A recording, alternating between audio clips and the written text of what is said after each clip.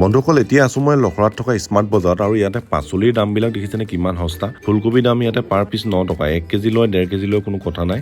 আমাৰ যিখিনি লোকেল বজাৰ আছে তাতকেও ইয়াতে বহুত সস্তা। গাজৰ দেখিছেনে ইয়াতে 19 টকা কেজি, পিঁয়াজৰ দাম 45 টকা, ফ্ৰেঞ্চবিন 32 টকা আৰু এইবিলাক দেখিছে কেপচিকাম আছে কেঁচা অমিতা কেজি 29 টকা, ৰঙালাও এইবিলাক 1 কেজি 19 টকা।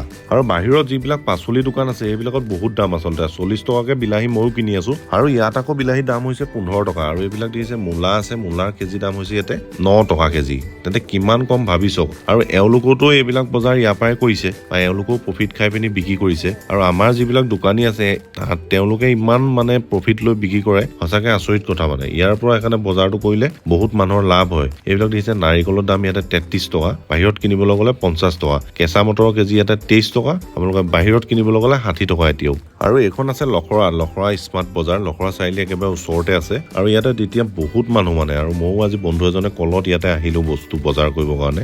বস্তুৰ দাম ইয়াতে মই সঁচাকে বহুত কম পালো আৰু এসপ্তাহৰ কাৰণে যদি বজাৰটো কৰি নিও বহুতখিনি পইচা বাচিব আচলতে। আৰু যিসকলে ইয়াতে বজাৰ কৰিছে গমেই পায়, যিসকল ইয়াতে অহা নাই এবাৰ বজাৰ কৰি চাবচোন ইয়াত।